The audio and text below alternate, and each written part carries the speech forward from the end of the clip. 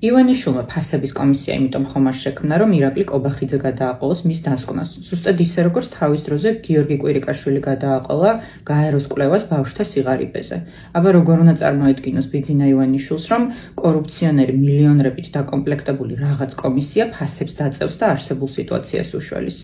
ნორმალურ ქვეყნებში მთელი რიგი ნაბიჯების გადადგმა შეუძლია ხელისუფლებას ფასების დაწევის მიზნით, როგორც არის აქციზის შემცირება, დეგეგის შემცირება და ეს არის ყველაზე პირდაპირი გზა ფასების შემცირებისთვის, თუმცა ასევე ლოჯისტიკაში და ინფრასტრუქტურაში ინვესტირება, ზოგადად ადგილობრივი წარმოების წახალისება სხვადასხვა გზებით და მათ შორის ბუნებრივია გადასახადების დაწევით, ასევე რა თქმა უნდა ბაზრის სტრუქტურის გაჯანსაღება და ოლიგოპოლიების და მონოპოლიების დაშლა, მაგრამ აქ მას ვერ იზამენ, იმიტომ რომ მთავარი მონოპოლისტები ქოცები არიან და ზოგადად კონკურენციის გაზრდა ბაზარზე, მაგრამ ნაცვლად ყველა ამ ზომისა, რაც აპრობირებულია მთელი მსოფლიოს მასშტაბით, ჩვენ ხედავთ, რომ ივანიშვილმა შექმნა რაღაც კომისია, რომელიც თავადაც ძალიან კარგად იცის, რომ ვერაფერს უშველის. ამიტომ მიჩნდება ეჭვი, რომ ამ კომისიის მთავარი მიზანი შეიძლება ზუსტად კობახიძის მოშორება ყოფილიყო. მოკლედ, მის ნაცვლად ვინ არ ვეულებდი.